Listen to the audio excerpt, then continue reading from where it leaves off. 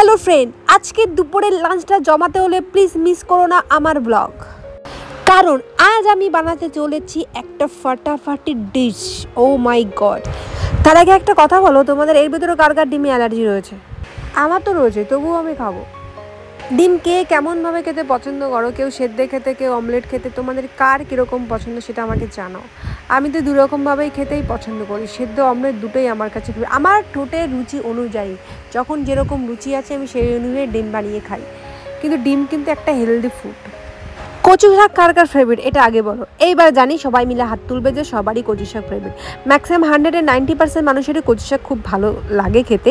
আর কচু শাক যেভাবে রান্না করা হয়, তো সেভাবে যদি ঘাসও রান্না করা হয় সেটাও সবাই চেটে পুটে খেয়ে নেবে। তো কচু শাক রান্না করার একটা প্রসেস আসল নিয়েও সেটা আজকে তোমাদের আমি দেখাবো। আর সঙ্গে তো রয়েছে আমাদের ডিম পাতুরি। সত্যি কথা বলতে কি, আমি সব কিছু পাতুরি খেয়েছি। ডিম পাতুরি একবার খেয়েছিলাম, আমার একটা বৌদি বানিয়ে খাইছিল, জাস্ট অসাধারণ লেগেছিলো। তাই আজকে ভাবলাম বাড়িতে ট্রাই করি। তো আমি নিয়েছি এখানে 10টা মতন ডিম, আর সঙ্গে মশলা এইসব করে নিয়েছি। দেখেছো ডিমটা সেদ্ধ করে ছাড়িয়ে নিলাম। এবার এটাকে দিয়ে সুন্দর ফাল ফাল করে কেটে তারপর এটাকে হবে ডিম দিয়ে ডিমের পাতুরি। ডিমগুলোর সাইজ দেখো সুন্দর, বেশ মোটামুটি। তো পাতুরি করার জন্য তো নিশ্চয়ই তার সরঞ্জাম প্রয়োজন। তো দেখতেই পাচ্ছ কলা পাতা নিয়ে এসেছি। কলা পাতাগুলো জাস্ট অসাধারণ, দেখো কলা পাতা দেখেই মনে হচ্ছে পাতুরিটা কেমন হবে। তো তার জন্য আমি পুরো রেডি। আর এই দেখো কচু শাক, এটাকে এখন আমি সেদ্ধ বসিয়ে দিয়ে চলে যাব আমি আমার সব কিছু গোছগাছের কাছে, মানে আমি যে পাতুরিটা করব সেইগুলো রেডি করার কাজে আমি পৌঁছে যাব। তো ডিমগুলোকে প্রথমে আমি কেটে নিলাম সুন্দর করে। এটাকে কাটাই দরকার সুতো দিয়ে, ফাল ফাল করে কেটে নেওয়ার পর এটাকে আমি যে মশলা করেছি, জিরা আদা রসুন বাটা পেস্ট, সব কিছুর ভেতরে একটু গোলমরিচের গুঁড়ো দেবো। তারপর দিয়ে দেবো নারকেল দুধ। তো নারকেল দুধ আগেও মিশিয়েছিলাম, পরে আরও একটুখানি মিশিয়ে নিলাম। ভালো করে মিশিয়ে নেওয়ার পর এর ভেতরে আমি দিয়ে দেবো তোমার ডিম, যে ডিমগুলো ফাল ফাল করে কেটেছি, ডিমগুলো সুন্দর করে সাজিয়ে নেব। তো দেখো সুন্দর করে নেওয়ার পরে এর উপরে একটু মশলাটা দিয়ে দেবো। মশলা দিয়ে সুন্দর করে ম্যারিনেট করে নেবো। তোমরা চাইলে একবারও করতে পারো, আমি একটু অল্প অল্প করে করেছি, যেহেতু অনেকটা ডিম ছিল তাই সবার গায়ে যাতে সুন্দর করে মশলাটা লাগে সেই একটা ভাব করে নিয়েছি। এই কচু শাকটা প্রায় সেদ্ধ হয়ে এসছে, দেখো দেখে কিন্তু মনে হচ্ছে কচু শাকটা রেডি, কিন্তু না, এখনও কিন্তু এটা রেডি নয়, জাস্ট এটাকে সেদ্ধ করা হচ্ছে। এরপর তো এটাকে রান্না করা হবে। ও মাই গড, কচু শাকটা এখনই দেখে মনে হচ্ছে যে একটুখানি আঙুলে মাখিয়ে খেয়ে নিই। কচু শাক কিন্তু ভাতের থেকে বেশি শুধু শুধু ভাল লাগে। আর দেখো আমি ভেজে নিয়েছি প্রথমে বাদামের পর দিয়ে দিয়েছি তোমার কচু শাক, ছোলা, মটর, যা যা ছিল, শুকনো লঙ্কা, কাঁচা লঙ্কা আর যা মশলা টুকটা সব কিছু দিয়ে এটাকে করে নিলাম। এটা কিন্তু পুরোপুরি রেডি।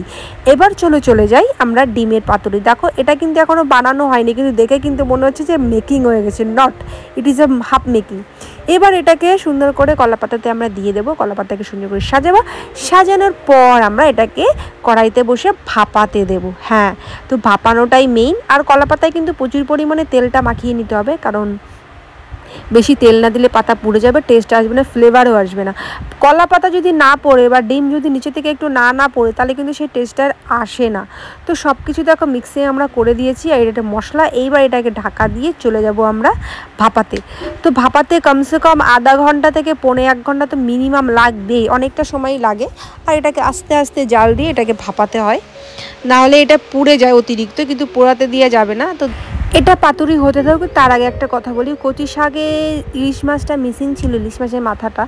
তো কি বলবো, হুট করে কচু শাক খেতে ইচ্ছা করছিল, তাই দিদি নিয়ে আসলো আর কি, পেছনে আমাদের বাগান রয়েছে ওখান থেকে। তো কচু শাকটা কিন্তু দারুণ খেতে হয়েছিল, কি বলবো, অসাধারণ। আর এদিকে দেখো ভাপাটা কিন্তু প্রায় হয়ে এসছে। ও মাই গড, জাস্ট একবার তোমরা দেখো, নিচে একটু হালকা পোড়া পোড়া ভাব এসছে, গন্ধটা এত সুন্দর বেরিয়েছিল, কি বলবো, খেতে তো অসাধারণ হয়েছিল। আমি তো গরম গরম ভাত, সঙ্গে ডিম ভাপা আর ছিল কচু শাক, কি বলবো, অসাধারণ খেয়েছি। সঙ্গে ডালও ছিল, কিন্তু আমি খেয়েছি ডিম ভাপা আর কচু শাক দিয়ে। তো এটাই ছিল আজকের আমার main topic, main recipe, viral. তো এটাই তোমাদের সাথে শেয়ার করলাম। কেমন লাগলো সো প্লিজ জানো। আজকে দুপুরের লাঞ্চটা তো আমার জমে গেল, তোমাদের কেমন হলো প্লিজ আমাকে জানিও। আর যদি ভালো লাগে লাইক কমেন্ট শেয়ার, প্লিজ এটা সাবস্ক্রাইব করো। আর আমার চ্যানেলে যদি নতুন হয়ে থাকো, ফেসবুক পেজ যদি তোমরা নতুন হয়ে থাকো, তাহলে আমাকে একটা ফলো করে দিও। টাটা, আর ভালো থেকো, সুস্থ থেকো, আমার ব্লগ দেখতে থাকো।